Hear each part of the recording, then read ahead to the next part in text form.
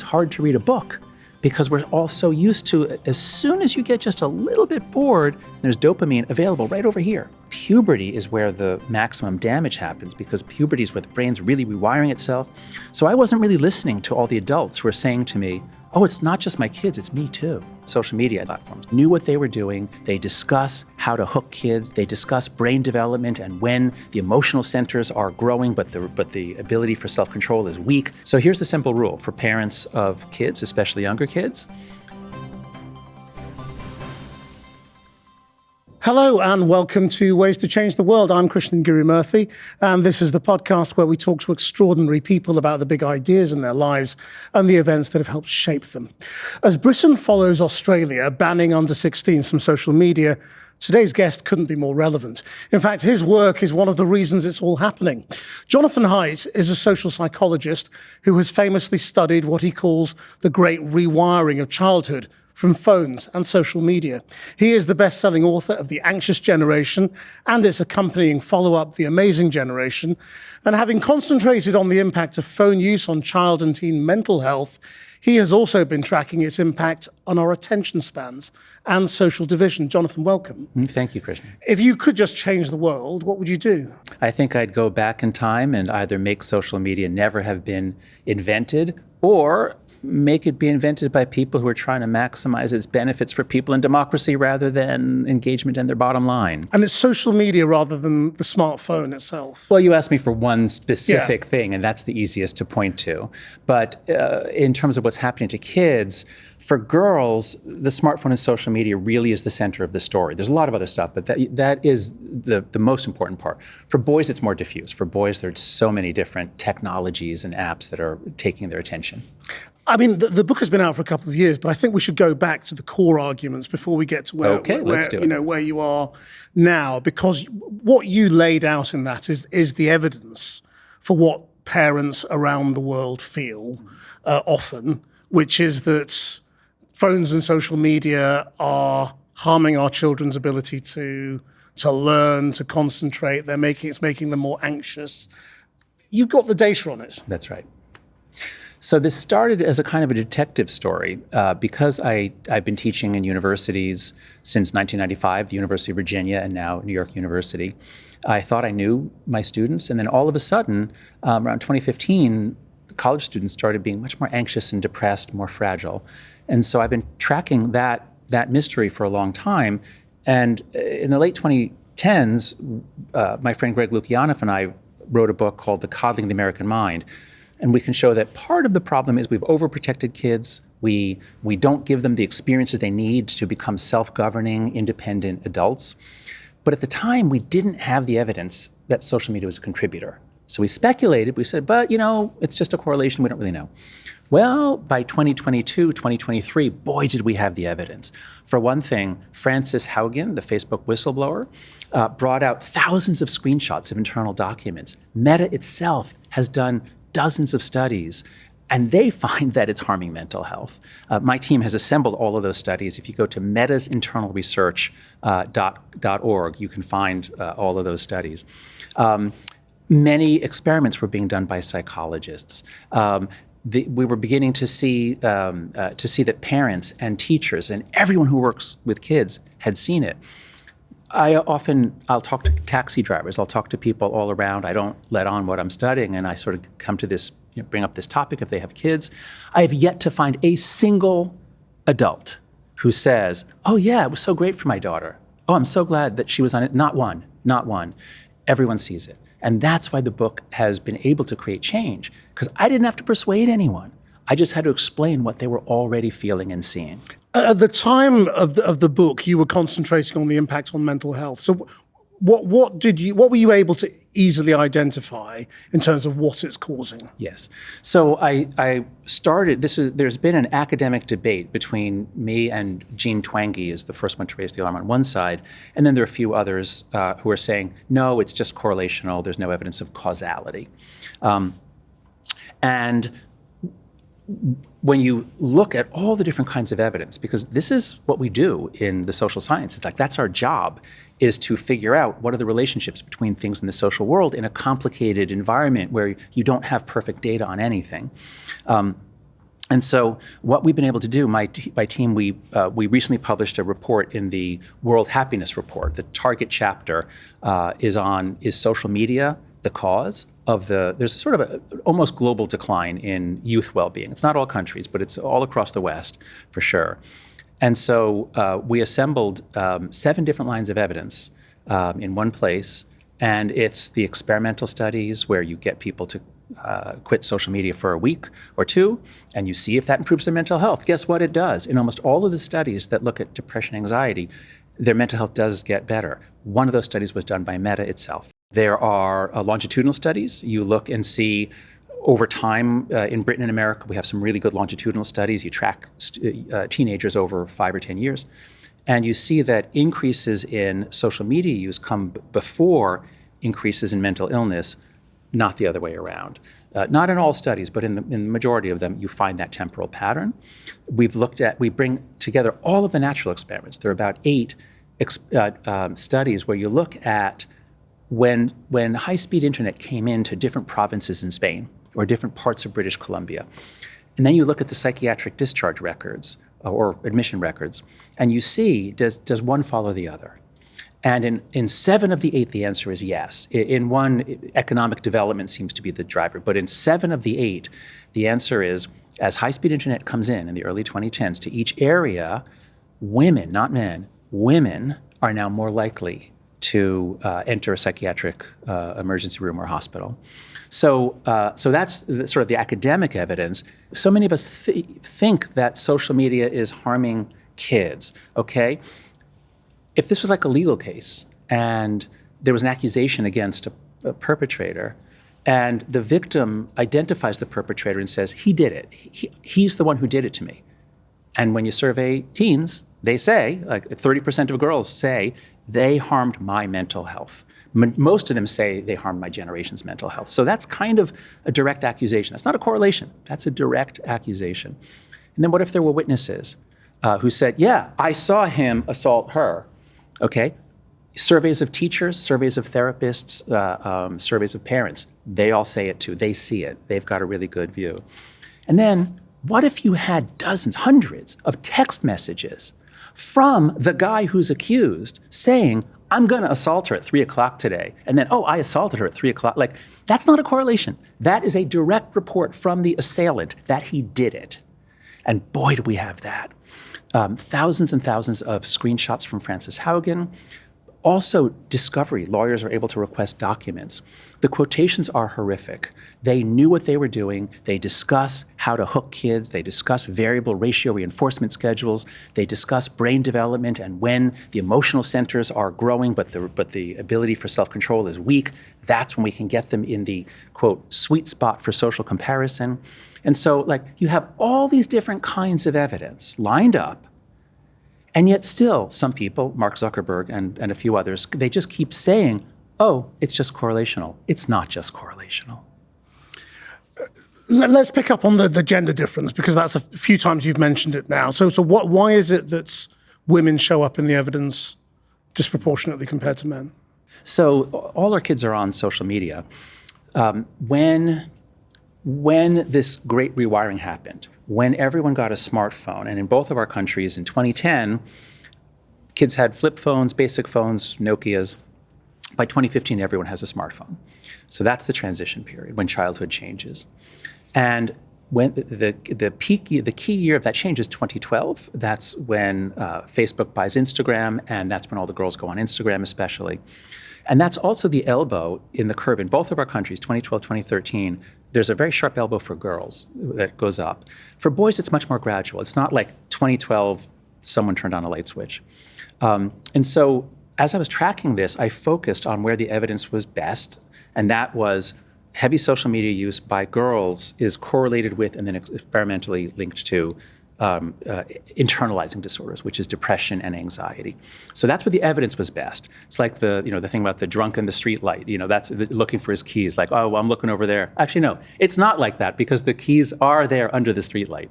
But that's where I looked first, was where the light was best. And in the anxious generation, that was the central line in the story, was girls' mental health. Boys, it's more about quick dopamine addiction, to video games, to porn, to gambling, to sports betting, to crypto investing. All of these companies and influencers are going just to hook boys. So it's not social media as much.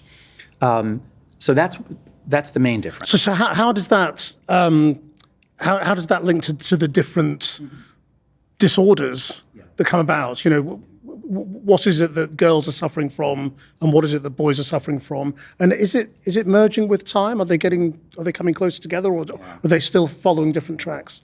So when kids hit puberty, girls are trying to become women, and boys are trying to become men, and all of a sudden, their status is up for grabs. When you're in primary school, it's playful, it's fun, and all of a sudden, everyone's judging everyone based on what? For girls, it's looks, overwhelmingly looks. And so you get, if the girls go on social media and they pick the visual platforms, the girls rush onto Instagram, Tumblr, others that were photographs. And so if every girl is looking out at the photos, not of supermodels, I mean, they see that too, but if you're looking out at the photos of your friends, and the images they see are the best that a girl can possibly get. And there's a useful social psychological construct called the sociometer. It's as though we have built into our heads a little gauge that's saying, how am I doing? How am I doing? Am I rising? Am I falling? What do people think of me? Any sign that you're going down can cause panic, certainly causes anxiety. Signs that you're going up are pleasurable. And once kids get on social media, it's like, that's right in front of their face all the time. How am I doing? Oh, this post only got a few likes, but she got a lot more likes. Why? And so to put a girl going through puberty, which is the hardest time of a girl's life, to put her going through puberty essentially on a stage with everyone rating her, her body, her hair, her looks, everything. Boy, is that a recipe for depression and anxiety. You're not good enough. Your sociometer is low. And then you bring in aggression. Boys and girls are actually equally aggressive, but boys' aggression is ultimately cashed out in, I could beat you up if it comes to that. Whereas girls, it's not backed up by violence. Girls, it's, I can destroy your relationships and your reputation if you mess with me. And with social media, I can do it on weekends, at night, anonymously, you'll never know it was me. So social media puts girls in a much more cruel world. Whereas the boys, yeah, they're on social media, but they're not obsessing about their looks. Now, we are getting more boys having eating disorders because, yes, they do see boys with 6-packs or 8-packs on their stomach.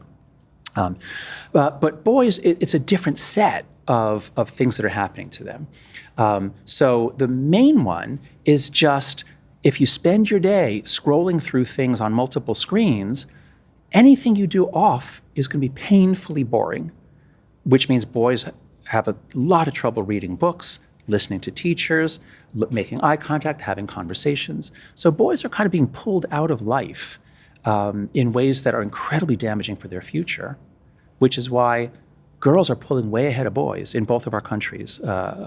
Richard Reeves, a British researcher, now an American, has this fantastic book of Boys and Men, and he shows that as girls have been rising, which is great, boys have been pulling back from the real world, less likely to graduate from secondary school, less likely to go to college, less likely to graduate, less likely to leave their parents' home. Boys are just kind of like fading into a mishmash of screen use, and they're robbed of motivation and attention. What happened to children and teens in that 2010s period when smartphone use was taking off? So let's look at what it is to be a child. Children must play. Play is a biological imperative. All young mammals have to play, whatever species.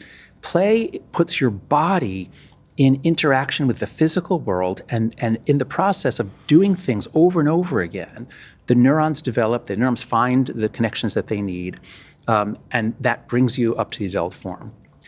Originally, we thought, well, maybe if kids are scrolling, maybe that's playful, but it doesn't seem to be. We evolved for physical play. When you look at what kids were doing with their time, we have very good data in America. Kids used to spend a lot of time with other kids.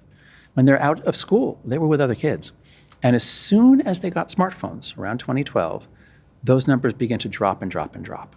So if you take childhood as it was before 2010, and you take out, let's say, 40% of the human interaction, You take out, making up numbers here, but let's say 60% of the touch. You're no longer touching anyone.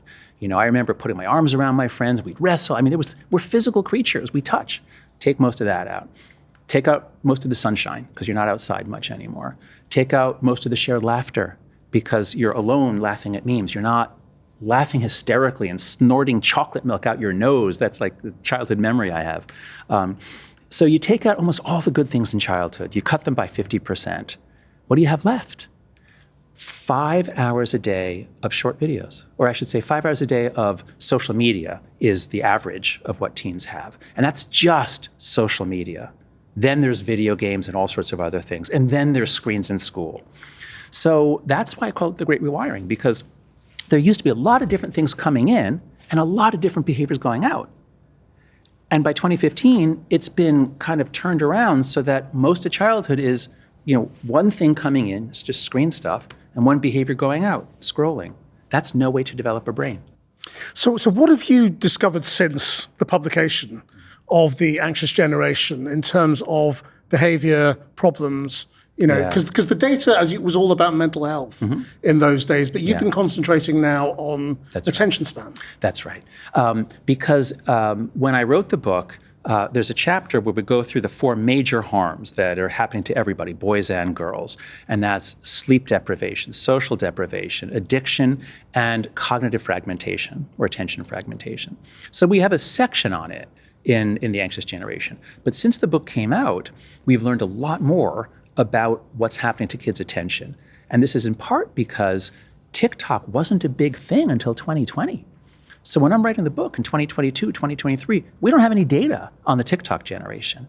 We're all saying like, oh my God, like they can't pay attention. Oh my God, it's shattering their attention. But there's no data on that. Well, now there is. It's pouring in now. And now we know the kids who watch a lot are in much worse shape. There are some brain correlates of heavy use. And what really shocked me and sort of turned my focus there is there was an amazing essay in the FT by John Byrne Murdoch, where he showed a bunch of the trends for young people, which I knew, about how they find it more difficult to learn new things, more difficult to concentrate in the beginning, in the early to mid 2010s. That I knew. But then he shows a graph from a study done in OECD nations showing the percentage in all of our countries, the percentage who are functionally illiterate and enumerate, meaning in one of the studies, an example is you read 2 paragraphs on toast, like how has toast become toast? 2 simple paragraphs, and then you have to answer 2 questions about toast. And it used to be, in the US, it was roughly, let's call it roughly 12% couldn't do it in 2010. Basic comprehension. Basic comprehension. These are adults. So the score, it goes from roughly 12% to 19%, something like that. You get a big increase in the late 2010s. And this is true across the OECD. So that showed me, I was so focused on puberty is where the maximum damage happens, because puberty is where the brain's really rewiring itself. So I wasn't really listening to all the adults who were saying to me, oh, it's not just my kids, it's me too. But by 2025, it became clear it's all around us, and it's me too. It's just hard. It's hard to read a book because we're all so used to, as soon as you get just a little bit bored, there's quick stimulation. There's dopamine available right over here. So now I believe that the damage done, the diminishment of the human capacity to pay attention, is actually the biggest damage. It's hard to compare, but because the mental illness affects 10 to 30%, let's say, of young people. That's enormous. That's incomprehensibly big. But so in that ballpark. But the attention fragmentation, the diminishment, I believe is affecting the majority of all people. We all feel it. We all feel it. Is there any data on how reversible it is? For adults, yeah, I don't know of hard data where they've looked at adults doing a detox. There's a wonderful book by British writer Johann Hari called Stolen Focus, where he goes away to Provincetown, Massachusetts for a summer with just a broken computer, no internet, and goes through withdrawal and says that he got his focus back. And I've heard this from so many people. So for adults, if you went through puberty in the old way, your brain was formed in the old way, and now you're overwhelmed, and then you clean up your cognitive environment, I believe you'll get it all back. If you went through puberty on TikTok, your brain was changed by that. That's what puberty is. That's what it means to be a sensitive period for neural development, is the changes that happen are not fully reversible. That's the bad news. The good news is that they're mostly reversible. At least if you, what I can say is, if you're, say, in your early 20s, as my students are at New York University, the ones who get off social media, who are heavy users, and they get off, it's like everything opens up. They say, I can do my homework so easily now. And I have so much more time. I'm getting in shape, and I'm going out with my friends.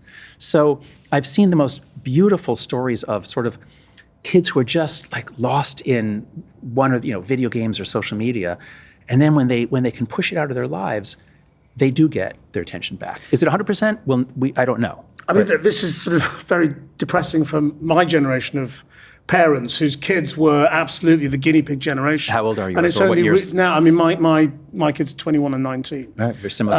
And they had access to whatever they wanted from primary school onwards. Yeah, really. We didn't know. And we kind of thought, oh, this is great. The technology is great. They're learning. Everyone's doing it, and it'll make them smarter. Putting them in touch with their friends, and all of that kind of stuff. We believe the And lies. it's only now that you kind of realize what the impacts are on that whole generation, and you can see it. But and what you seem to be saying is, for the most part, for the mental health parts, it's not reversible. My fear is that it's not fully reversible. My fear is that when these changes happen during puberty, it will be very hard to get 100% to where you would have been. But almost nothing about us is unchangeable. And people go through psychotherapy in their 40s or 50s, and they can have amazing changes. So don't bet against humanity. I don't want anyone listening here to think, I ruined my kids and that's it, like it's over. Because again, if you change your habits, you're going to change your attentional capacities. All of us adults, we've changed our habits. We now have multiple screens, and we're finding it drops. That's not changing our brain permanently. That's just changing our daily habits. And if we change our habits, we get it back. So young people who commit to improving their attentional diet, to treasuring their attention, they will make major improvements. They will get most of it back. Nobody knows at this point, 90%, 60%, we don't know. So how can you work out what is a good use of screen time and the difference between screens? Because you're not some sort of Luddite saying get off the internet, stop using a laptop. Yeah. It's quite specific, the things that you think are the problem. That's right, because computers were not harmful in the 90s. Steve Jobs called them a bicycle for the mind, and so many millennials had amazing experiences with computers and the early internet. It only gets really terrible. There's a word going around called inshitification. All of these platforms, they start off lovely, fun, free, and they end up getting inshitified for sort of logical business reasons or a variety of reasons. A book by Cory Doctorow. It's only once the attention economy develops that you get so many toxic examples of screen use. So here's the simple rule for parents of kids, especially younger kids. Long stories good, quick dopamine bad. And I'm kind of paraphrasing the the Animal Farm saying. So humans are storytelling animals. Humans have always told stories, and the reason is because our minds are basically like LLMs. Our minds tune up based on patterns, and when a child consumes millions of patterns, and like a story is a pattern, and they learn to pay attention to an epic poem or to a movie, that's all good, okay? So parents out there, you want to watch a movie with your kids once or twice a week, that's a good thing, like you should do that. That's a very good thing to do. So it's not that the screen is going to hurt your kid. So that's good screen time. Here's what's bad screen time. You give a child a touchscreen device, and as a pacifier or as a reward or because it's a long car trip, you give him the device, and then he's on his own. So it's one person, it's not social. It's close into the face, not far away. It's not stories, because it's always gravitates to short videos. That's the most addictive, that's where it all ends up. If you think YouTube is okay, no, because it's going to be mostly YouTube Shorts, and that's TikTok. And the key thing that people need to understand about why this is so different from television is that the touchscreen is what we call in psychology a Skinner box. B.F. Skinner developed ways to give quick rewards to pigeons or rats, and he could train amazing behaviors. He could train pigeons to play ping pong. And when you give your child the touchscreen device, there's a stimulus. They have a behavior with their finger. They touch, and then they get something. And on a variable ratio, it's not always that they get something good, but it's on a random variable ratio, they get a reward, a little bit of dopamine. That's the quickest way both to addict and to train behavior. Television, you couldn't do that. Television, you'd watch a show, it'd be 20 minutes long. Yeah, there was a commercial break, but you're not interacting with it, so there's no stimulus response reinforcement. So that's why I say long stories good. Don't be afraid of stories. Your kid needs lots of stories. Long stories, good stories. Quick dopamine or short videos, bad. So those people who say, well, I sort of remember these arguments around television. Yeah. In the late 80s and 90s, we used to talk about the 3-minute generation because we said nobody could concentrate anymore because they were watching TV instead of reading books. Yeah. I mean, is that remotely the same argument? So this is, the best argument against me is that the social response that we are seeing is similar to a social response that we've seen to almost every new technology, especially those that affect children. And then critics usually they'll go, there's a quote from Socrates about how, this writing thing, it's going to make people lose their memories. Okay, that's a good argument. And it's on me to say why this is different. So let's do it. Every previous technology panic, let's take video games, comic books, novels back in the 18th century. They were said to excite young women's sexual nature, so novels were bad. Every previous moral panic, the kids themselves don't think it's bad. This is the first one where the kids are saying, wait, this is addicting us, this is hurting our mental health. The kids didn't say that about comic books or TV. The second major difference is that a true classic moral panic involves a kid who did something horrible, usually murdering someone, because he got some idea from television or from comic books, or he was smoking reefer or whatever. And then this story is propagated by the press, and either it happened once and was exaggerated, or it never happened, but the story somehow got made up. But because of that, people freak out. That's a classic moral panic, and that happened with all these previous technologies. This one's not like that. Parents are not freaking out because they read in the newspaper that some kid got addicted and committed suicide. They're saying it because they know people whose kids got addicted and were cutting themselves or even committed suicide. We're seeing this all around us. And again, I didn't have to persuade people of it. It's not like I went out there and freaked people out. People were freaked out based on what they saw in their own lives, in their own families, among their own friends. And when the anxious generation came out, it gave everyone a vocabulary for understanding, here's what happened, and here's what we do. So what do you make of the bans that are coming in? I'm the thrilled. Australian one and the British one. I'm completely thrilled. The bottom line is that there are some activities that are adults only. So if you choose to gamble or take heroin or any other addictive substance, and you're an adult, we generally think, okay, you're an adult, you make that decision for yourself. But we always agree, no, companies don't get to addict children. If it's addictive, there's an age limit. Hardcore pornography, anal sex, violence in sex. If you're an adult, you want to watch that? Okay, we're not going to stop you. But no, nobody can give this or sell this to my children. Same thing with horrific violence. So every civilized society protects children from certain things. Social media has all of them. Every reason you would put on an age limit, social media, it triggers it. It should be an adult-only activity, and it should be 18 or even 21. But what I did in writing The Anxious Generation, I'm a social psychologist, and I study social norms. I understand how we all affect each other.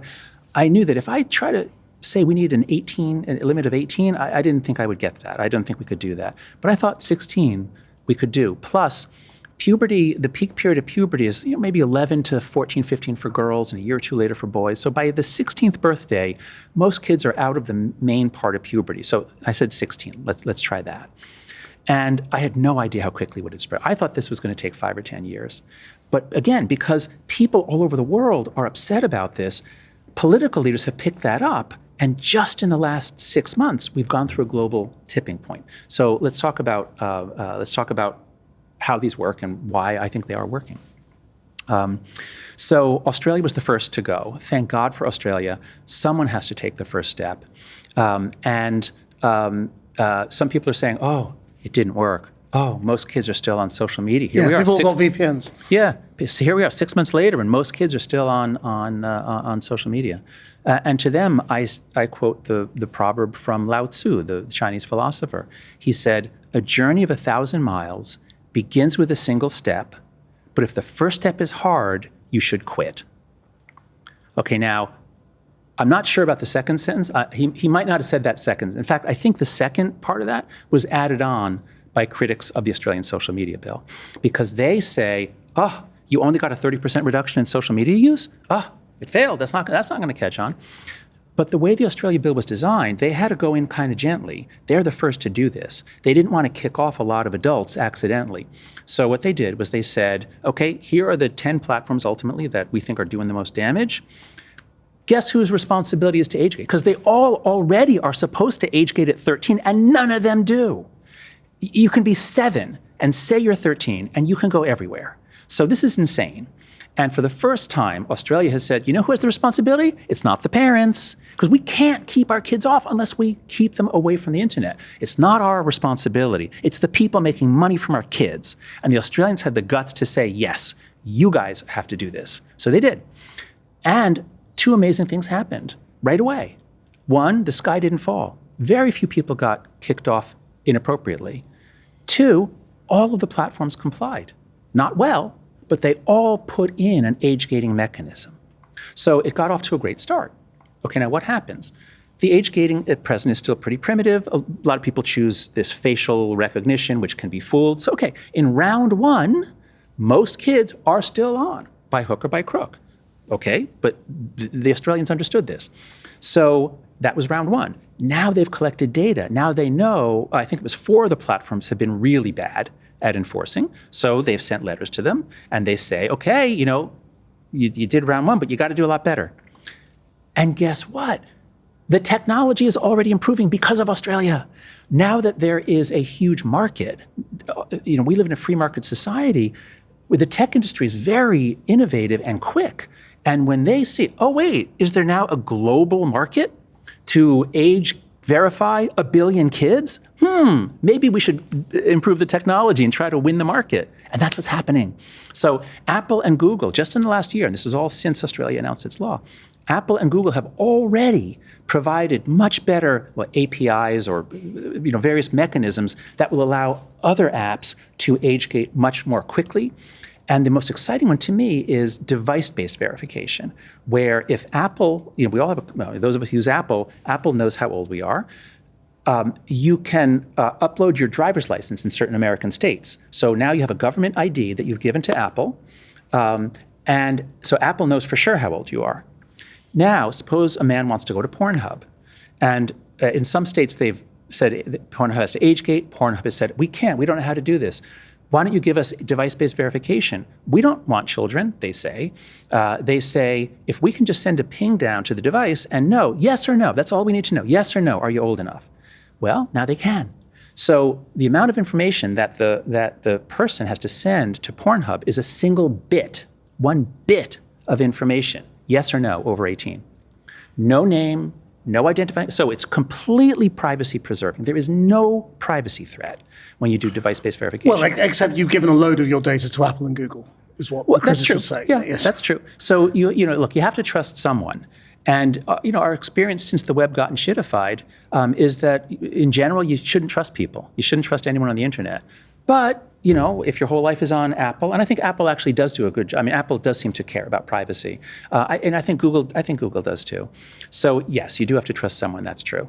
But any kind of age verification is going to have that. And is it too soon to say whether it's having a positive effect on behavior, mental health, and all those other things? Too soon to say an effect on mental health, because we're not going to see that until the behavioral norms change. Now, if you want to get kids to stop smoking and you pass a law, you don't expect smoking to drop to 10% in the first few months. It's going to take years. Social change takes years, especially for addictive behaviors, for teen behavior. So it's changing the norms to that extent is going to take several years. The Australians know that. They talk about that. Today's 15-year-olds, they're desperate to stay on. But today's 10-year-olds who are not on yet, but they're going to be on within 2 years, now it's so easy for the parents. Parents can say, no, you're supposed to be 16.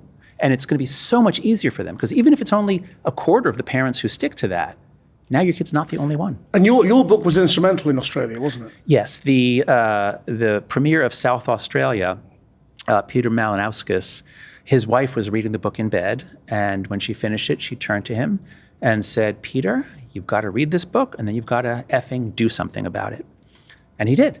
He commissioned a report from a former Supreme Court justice, and how would you do it? And they did it, and it was so popular that then New South Wales did it, and then Albanese, the prime minister, said, okay, let's do it nationally. Damn the torpedoes, we're doing it.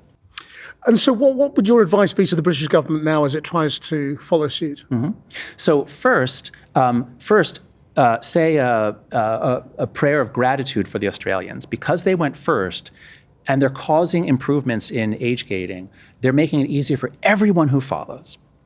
Second, I would say focus especially on the features.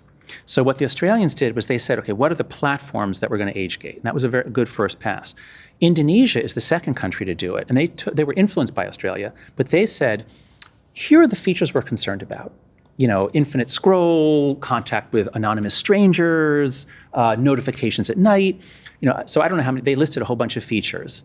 And then platforms now can say, oh, we don't have those features, or, oh, we got rid of them. And so even some of the social media platforms, now they are incentivized to improve. Do you have to have your 12-year-old or your 13-year-olds or whatever talking with anonymous strangers? Do you need that for your business model? Well, how about you don't do it? And so now that so many countries are following and they're beginning to focus on features, that incentivizes the platforms to actually make them safer, which they have not done. They've done very little in the last 15 years. So I'd urge the British government to learn from all of the countries that are doing this, with Australia and Indonesia as the leaders. Malaysia just followed as well. And focus on features. And then you'll, I don't know the intricacies of Ofcom. I don't know how that all works here. But then a decision is made on each platform based on the danger of the features to minors. One of the conversations I've had with my kids' generations is around YouTube and it being included in the ban. Because a lot of kids are using YouTube for education. I'm not sure my son would have got through his A-levels without YouTube. It's where he taught himself most of his A-level syllabus. Are you sure it's the same as TikTok in terms of its harm? Okay, so YouTube, right? So YouTube is very interesting. YouTube was found guilty in the trial in LA. A lot of bad stuff ends up happening on YouTube. A lot of kids get addicted to YouTube. A lot of my students are addicted to YouTube. So YouTube does cause problems. But the record, we don't see the same degree of leaks and whistleblowers about how they did everything they could to addict.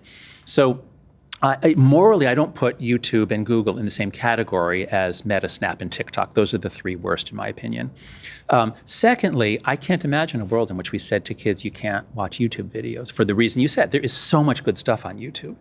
And guess what? The Australia bill doesn't stop anyone from going to YouTube. Yeah. The Australia bill focuses on account creation. When you open an account on these platforms, you are signing a contract, the terms of service, to give away all of your data from now on, to let the algorithm get to know you and work on you. And so what the Australia bill does is it says, you can't create an account on YouTube anymore until you're 16. Now, YouTube Kids is separate. But regular YouTube, you can't create an account. But if you want to search for videos about how to kill yourself, go crazy. Go ahead. You can search for anything you want. Australian kids are not cut off from anything on YouTube. But the algorithm is never going to feed them video after video about self-harm escalating to suicide. Right, that's not going to happen in Britain, anymore. YouTube is on the banned list. Yeah, but it's good. Okay, right. So look, if the because I don't know how they're going to implement it yet. It was just announced. But if the British age limit is going to say kids can't watch YouTube till they're 16, I would be against that. I don't want to cut kids off from YouTube. I want to cut them off from creating accounts in which they're talking with strangers, in which the algorithm gets to addict them, in which childhood becomes just watching videos.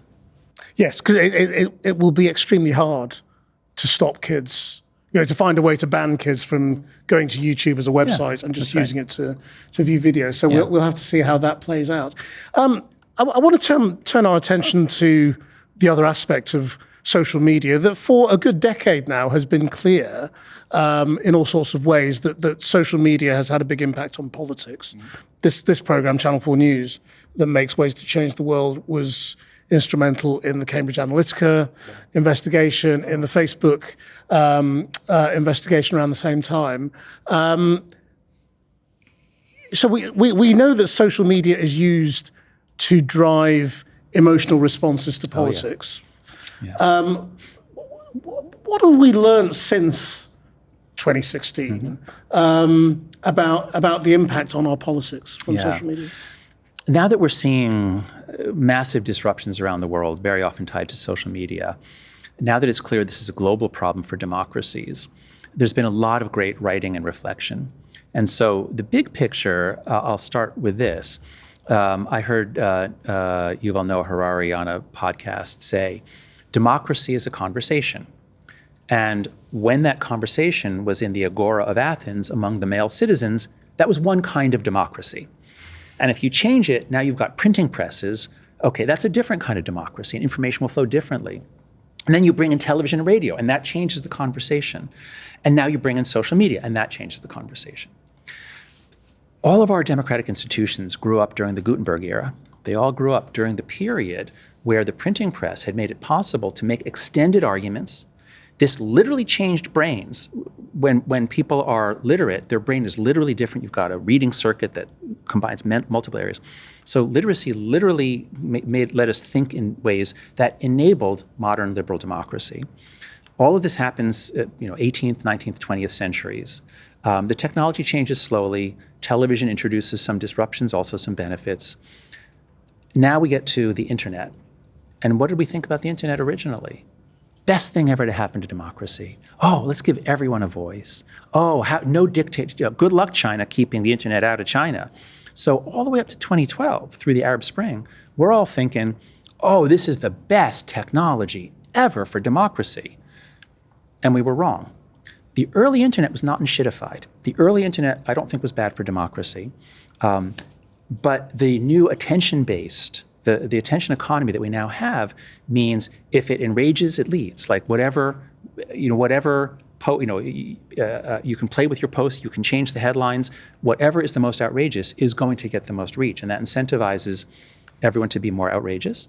And what it's done is, if democracy is a conversation, let's take the far right and the far left, and let's give them a bullhorn. Let's super empower them, and let's intimidate the middle 50, 70%, so that they're afraid to speak. Because if you say anything, you're going to get attacked.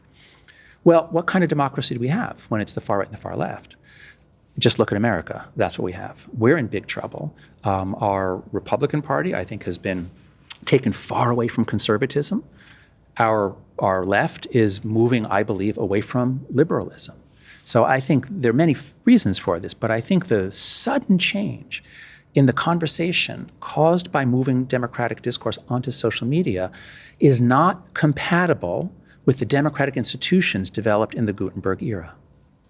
Now, do you think it is possible, though, in the same way that parents are starting to put the genie back in the bottle around their kids, that it is possible to put the genie back in the bottle around politics? Yes, I do think it's possible. I don't know how to do it. With kids, it's a lot easier. We know how to do it. Age gating, there's a number of other things. I was supposed to write a book. The book that, The Anxious Generation, was supposed to be a book called Life After Babel. And I started writing that book, and I decided to start with one chapter on what it did to kids, because I had all this leftover data from the Coddling the American Mind. And when I saw all the graphs, when I saw what was happening to kids, I realized I can't spend 3 years writing a book on democracy. I gotta track this down. What's happening to kids? I gotta get this book out quick. And then afterwards, I'll do this book on democracy.